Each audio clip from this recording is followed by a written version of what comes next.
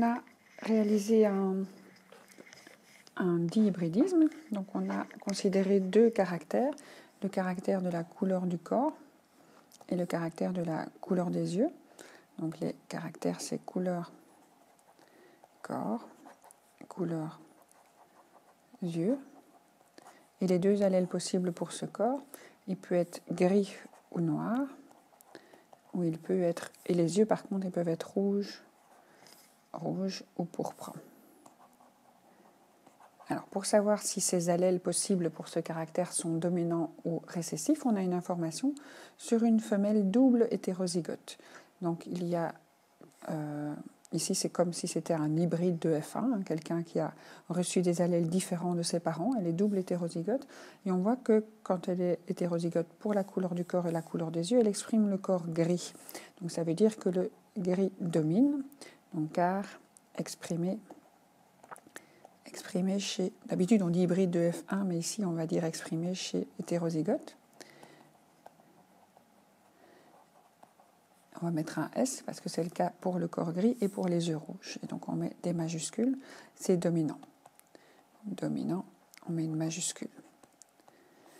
Par contre, les caractères noir et pourpre ne sont pas exprimés chez la femelle hétérozygote, et donc on va mettre un petit N, un petit G, on met la même lettre en minuscule, et un petit R pour le pourpre.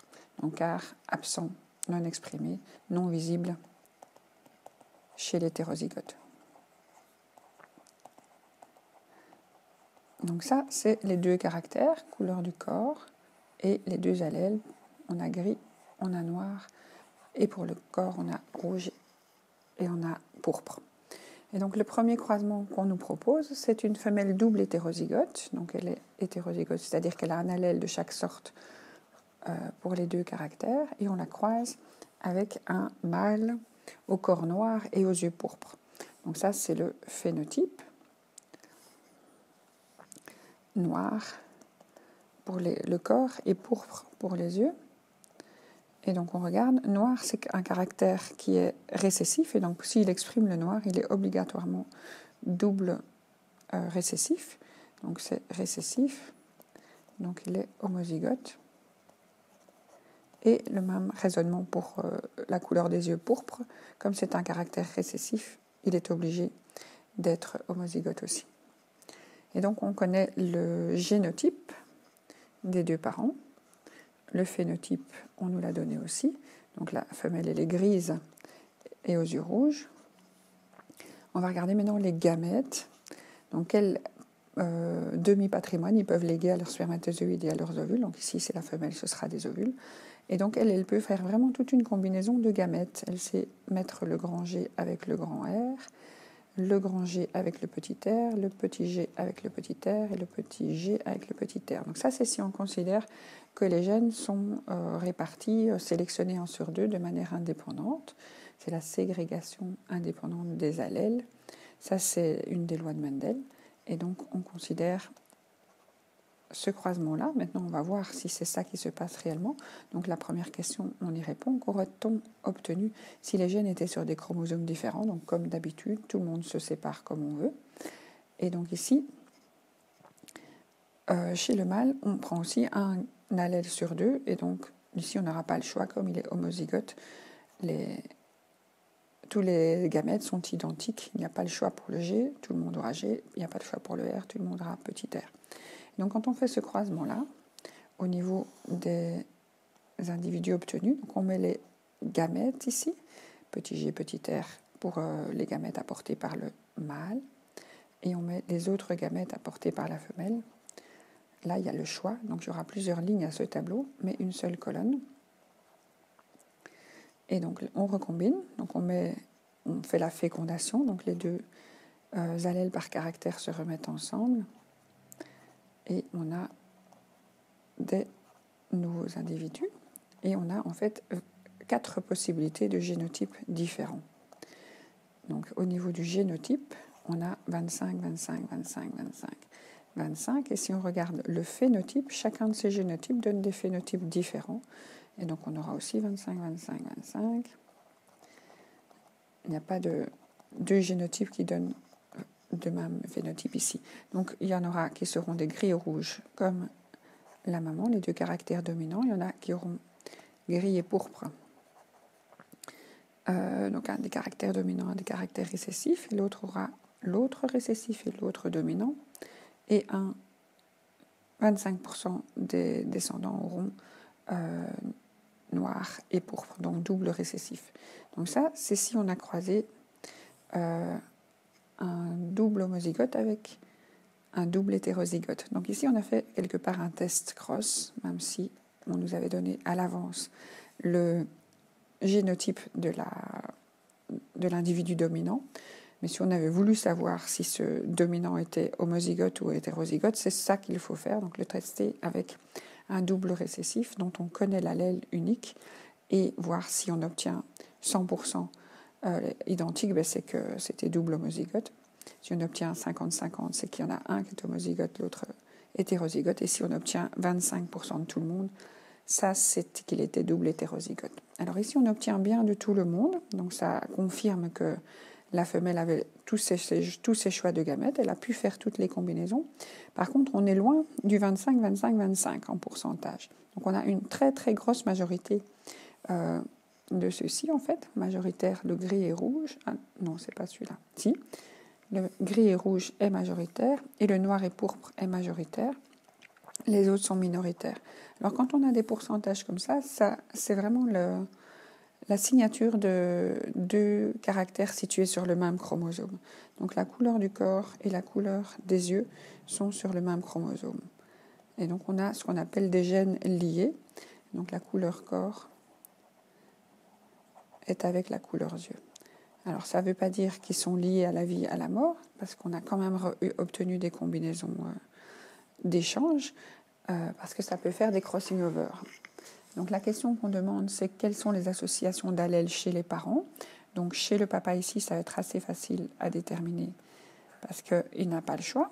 Donc il a un G sur un chromosome, un petit G sur l'autre, un petit R sur un chromosome, un petit R sur l'autre. Donc ça, c'est vraiment assez facile à faire. Chez la maman, par contre, on peut avoir n'importe quoi. Donc je vais déjà placer un grand G, un petit G. Maintenant, est-ce que le grand G est là ou là? On va réfléchir. Donc si on a quelque chose de majoritaire, donc pour la deuxième question, donc association d'allèles sur un chromosome, on doit regarder le majoritaire. Donc c'est celui qui est exprimé, qui va être celui qui est le plus présent. Donc on a une majorité de phénotypes gris et rouge, et donc ça c'est quand la maman a en allèle associé le grand G avec le grand R. Le deuxième majoritaire, c'est le phénotype noir et pourpre, donc ça c'est quand la maman a en allèle associé petit g, petit r. Donc le grand G était associé avec le grand R, le petit g était associé avec le petit r. Majoritairement, quand la maman a fait ses gamètes, elle a donné ces deux-là associés et ces deux-là associés. Donc c'est pour ça qu'on a eu ça en majoritaire. Alors si les gènes restaient associés sans recombinaison, qu'est-ce qu'on aurait? On aurait des gamètes liées, et donc chez le papa, on aurait G avec R, chez la maman, on aurait grand G avec grand R, ou bien petit G et petit R. Et donc, qu'est-ce qu'on obtiendrait? On obtiendrait le majoritaire, 50%, et le deuxième majoritaire, 50%. Ça, c'est si les gènes restaient bien sur leur chromosome et la maman donne un chromosome sur deux, le papa donne un chromosome sur deux.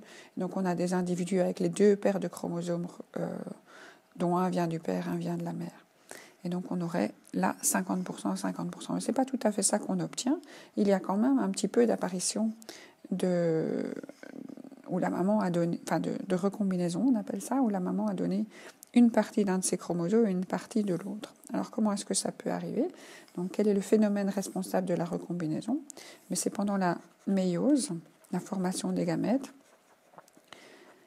À la première division, il y a un recouvrement. Donc pendant la prophase 1, on observe que les chromosomes homologues se recouvrent et donc on pourrait avoir un échange Et le pourcentage d'échange détermine en fait la distance qu'ont les gènes entre eux. Et donc, qu'est-ce qui s'est passé chez la maman? Elle avait un grand G, un grand R, un petit G, un petit R au départ. Donc ça, c'était son chromosome de départ. Et il y a eu une cassure et un recollage. Alors, ça peut se passer à différentes hauteurs, mais ça arrive un certain nombre de fois. Il y a un pourcentage de recombinaison où il y a, donc ça s'appelle une recombinaison, un crossing over.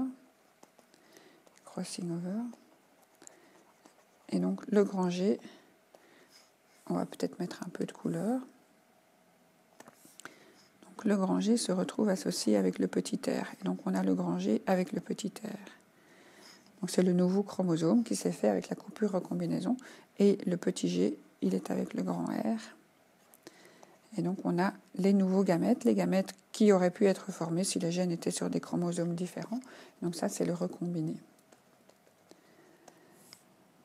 Alors, maintenant, on va calculer le pourcentage de recombinaison. Donc, ça, c'est ce qui s'appelle l'unité de carte génétique. Il y a une formule, et elle est donnée en pourcents ou en centimorgans. Et donc, la formule, il faut regarder le total des recombinés par rapport au total des individus, nombre total d'individus. Et on fait fois 100 pour l'avoir en pourcents. Donc le total des recombinés, qu'est-ce qu'on a eu comme recombinés? On va retourner chercher les chiffres au-dessus. On a eu en recombiné les petits chiffres ici, 24 et 27, et on va prendre le total de tout le monde.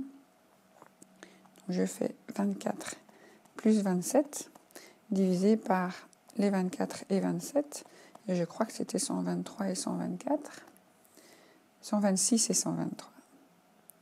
Donc le total, c'est recombiné compris, 126 et 123. Donc j'additionne tous les individus obtenus et au-dessus, j'additionne uniquement les individus recombinés. Donc ça nous fait un total de 51 sur 300 fois 100 et on obtient 17%. Donc ça, c'est le pourcentage de recombinaison. On parle aussi de 17 centimorgans, c'est l'unité de la carte génétique. Carte génétique. Et on peut représenter la carte du chromosome. Alors, on représente un chromosome par une longue barre. On place les deux caractères à un certain endroit et on va appeler celui-ci donc la couleur du corps et l'autre la couleur des yeux. Il n'y a pas vraiment de place devant ou derrière, mais l'espace entre les deux doit être de 17 centimorgans. Et donc, si on regarde la couleur du corps avec un autre caractère, on pourra avoir une certaine espace entre les gènes. Et normalement, si on étudie ce nouveau caractère avec les yeux, on aura l'espace qui se recoupera. Et donc, il y a d'autres exercices où on utilise simplement la formule ici et on replace les différents caractères.